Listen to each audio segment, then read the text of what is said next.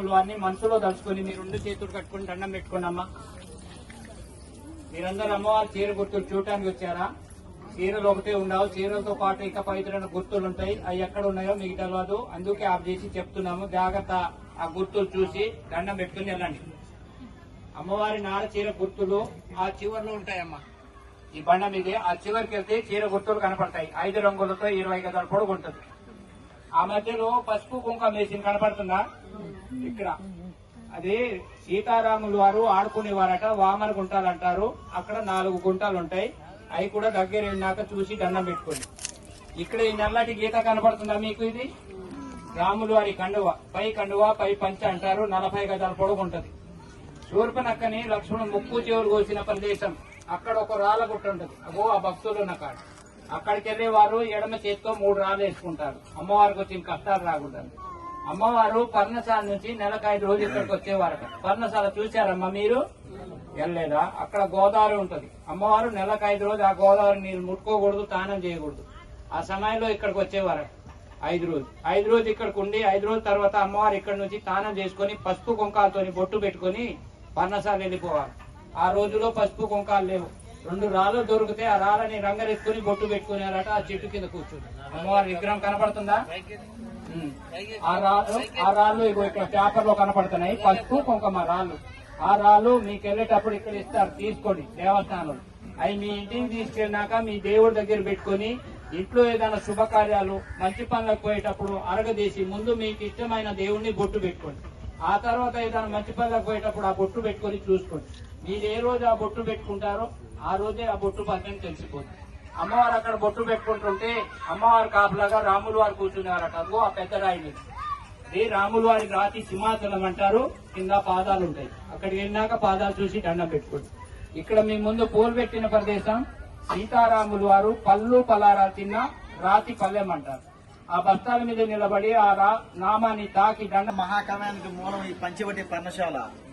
ఎప్పుడైతే అమ్మవారు సొమ్మసిల్లి పడిపోతుందో రావణ బ్రహ్మ మట్టితో సహా సీతమ్మవారిని ఎత్తుకొని పోవడానికి ఇక్కడి మట్టి గడ్డతో సహా సీతమ్మవారిని పైకి లేపుతారు. ఆయన అలా అమ్మవారిని తజ్జేయడానికి కారణం కూడా ఏంటంటే వేరే యుగంలో మండోదరి అనే స్త్రీ దగ్గర రావణ బ్రహ్మకి శాపం ఉంటుంది. ఏ ఇష్టం లేని పరస్త్రీని ముట్టుకున్నా సరే తన శిరస్సు 1000 ముక్కలవుతుందనే శాపం ఉండటం వలన స్వామివారు ఏం చేస్తారంటే రావణ బ్రహ్మ మట్టితో సహా సీతమ్మవారిని లేపుకొని వెళ్తారు. ఇలా లేపుకుంటూ వెళ్ళిన సీతమ్మవారిని గోదావరి నది గుండా తీసుకెళ్తున్న క్రమంలోనే ఇక్కడ జటాయుపక్షి అటాక్ చేస్తుంది. రామాయణ మహాకావ్యానికి 14 ఏళ్ల అరణ్యవాసంలో సాక్షాత్తు సీతారామచంద్ర స్వామి వారు, సీతమ్మవారు, లక్ష్మణస్వామి ఈ పుణ్యభూమిపై సంచరించిన ప్రదేశం. ఇప్పటికీ అలనాటి వనవాస కాలంలోని సజీవ సాక్ష్యాలు జింక పాదం, శ్రీరామచంద్రమూర్తి వారి పాదం, సీతామాత పాద గుర్తులు, సీతమ్మవారు ఆరేసుకున్న నారచీల గుర్తులు, అమ్మవారి పసుపు రాళ్లు, వామన గుంటలు, సూర్యనక్క ముక్కు చేసిన ప్రదేశం. ఇప్పటికీ ఈ పంచవటి పర్ణశాలలో స్వామివారు అలనాటి వనవాస కాలంలోనే సీతమ్మవారి పాద ముద్రికలు ఇప్పటికీ కూడా భక్తులకి దర్శనం ఇవ్వడం ఇక్కడ విశేషం. స్వామివారు సాక్షాత్తు సీతారామచంద్ర స్వామి వారు ఈ పంచవటి దండకారణ్యంలో ఉన్న సమయంలో ఇక్కడే నివసించారంటానికి ఇప్పటికీ సజీవ సాక్ష్యాలు కొన్ని వందల సంవత్సరాలుగా భక్తులకు దర్శనమిస్తున్నాయి. ఇప్పటికీ భక్తులు ఈ క్షేత్రానికి వచ్చిన సందర్భంలో భాగంగా శ్రీరామచంద్రమూర్తి వారి పాద ముద్రికలతో పాటుగా సీతామాత పాద ముద్రికలను దర్శనం చేసుకుంటారు. ఇప్పటికీ ఈ క్షేత్రం ఎంతో దివ్యంగా భక్తులతో నిత్య కళ్యాణం పచ్చతోరణంలాగా విరాజిల్లుతుంది. దక్షిణ అయోధ్యగా పేరొందిన భద్రాచలం పుణ్యక్షేత్రానికి ఈ నెల 22వ తేదీన అయోధ్యలో శ్రీరామ మందిరం ప్రాణప్రతిష్ఠ సందర్భంగా భక్తులు తండోపతండాలుగా భద్రాచలంతో పాటుగా పర్ణశాల పుణ్యక్షేత్రానికి తరలి వస్తున్నారు. భద్రాచలం పుణ్యక్షేత్రంతో పాటుగా పర్ణశాల పుణ్యక్షేత్రంలో సజీవ సాక్ష్యాలు ఇప్పటికీ గోదావరి నది, లక్ష్మణగుట్ట, రథగుట్ట, స్వామివారి పాదాలు, సీతమ్మవారి పాదముద్రకి గుర్తులు, మాయలేడి పాదం గుర్తు, సీతమ్మవారి పసుపు రాళ్లు, శూర్పనక్క ముక్కు చెవులు కోసం ప్రదేశం, అమ్మవారు స్వామివారు ఆడుకున్న వామన గుంటలు ఇప్పటికీ భక్తులకు దర్శనమిస్తున్నాయి. 14వ అరణ్యవాసంలో అయోధ్య నుంచి బయలుదేరిన సీతారామచంద్ర స్వామి వారు 11 సంవత్సరాల నర గడిచిపోయిన తర్వాత ఈ పంచవటి పర్ణశాల క్షేత్రానికి రావడం జరిగింది. దీనిలో భాగంగా స్వామివారు ఈ పర్ణశాల దండకారణ్యంలో 2.5 ఏళ్లు ఇక్కడ ఉన్నారు. ఈ క్రమంలోనే సీతామాతని రావణ బ్రహ్మ అపహరించడం జరిగింది. ఈ ప్రదేశమే రామాయణ మహాకావ్యానికి మూలం. దీనిలో భాగంగా అలనాటి వనవాస కాలంలోని చారిత్రక ఆధారాలు ఇప్పటికీ మనకి భక్తులకు దర్శనమిస్తున్నది. దీనిలో భాగంగా శ్రీరామచంద్రమూర్తి వారి పాదం తూర్పునక్కని లక్ష్మణస్వామి ముక్కు చెవులకు వచ్చిన మరుక్షణమే రావణ బ్రహ్మ ఖచ్చితంగా ప్రతీకారం తీర్చుకోవాలి, రివెంజ్ తీర్చుకోవాలనే ఉద్దేశంతో ఇక్కడ బంగారు వర్ణంలో గల మాయిలేడిని ప్రవేశపెడతారు.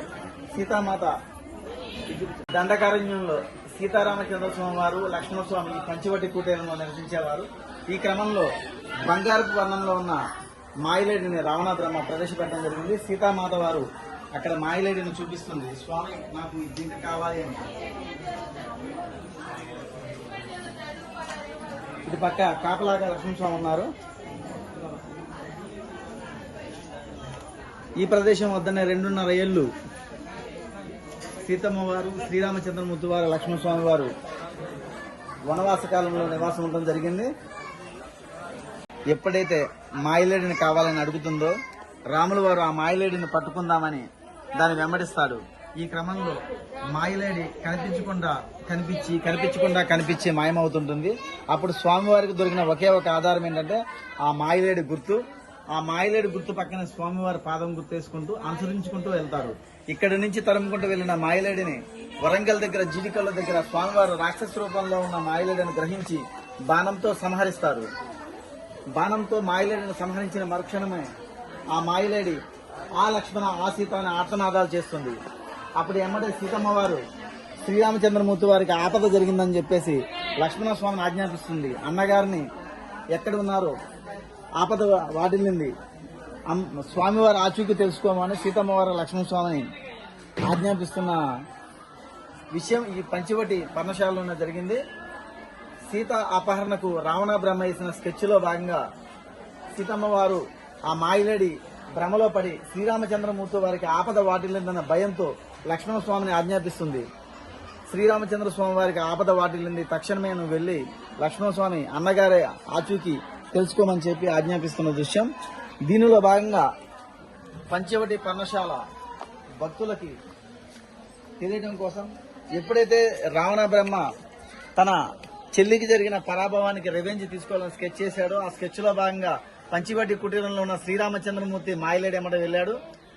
ఆ మాయిలేడి వలన ప్రమాదం వాటిల్లిందన్న లక్ష్మణస్వామి కూడా ఇక్కడి నుంచి వెళ్లడం జరిగింది. లక్ష్మణస్వామి వెళ్తూ పంచవటి కుటీరం చుట్టూ ఒక లక్ష్మణ రేఖ గీసి వెళ్లడం జరుగుతుంది.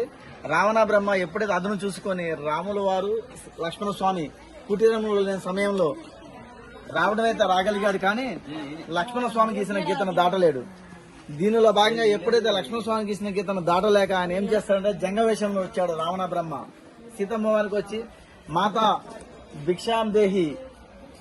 భిక్షాం దేహి అంటూ తను జంగవేషం వేసుకుని సీతమ్మ వారు రాగా సీతమ్మ వారు ఈ సాధు జంగవుకి పలహారాలు ఇద్దామనే ఉద్దేశంతో అమ్మవారు రావణ బ్రహ్మకి మారు వేషంలో ఉన్న రావణ బ్రహ్మకి పలహారాలు వేయడానికి వస్తున్న దృశ్యం.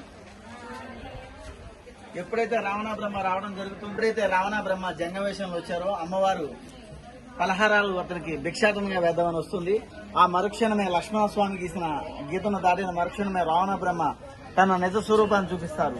దశావరంతో 10 తలలతో రావణ బ్రహ్మ నిజ స్వరూపం చూపించిన మరుక్షణమే సీతమ్మ వారు అప్పటిదాకా జంగవేషంలో ఉన్న రావణ బ్రహ్మని చూసి వెంటనే మారిపోయిన 10 తలల రావణను చూసి అమ్మవారు సొమ్మసిల్లి పడిపోతుంది. రామాయణ మహాకావ్యానికి మూలం ఈ పంచవటి పర్ణశాల.